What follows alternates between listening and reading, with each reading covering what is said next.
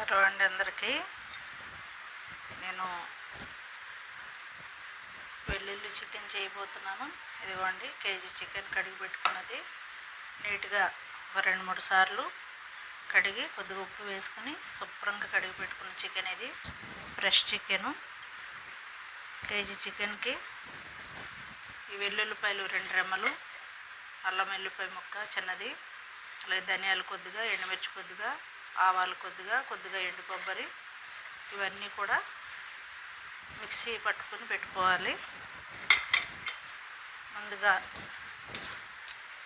బాండీ పెట్టి బాండీలో వెల్లుల్లి చికెన్ ఫ్రైకి సరిపడగా ఆయిల్ వేస్తున్నాను.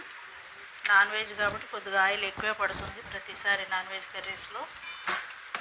మొత్తం పెట్టుకుని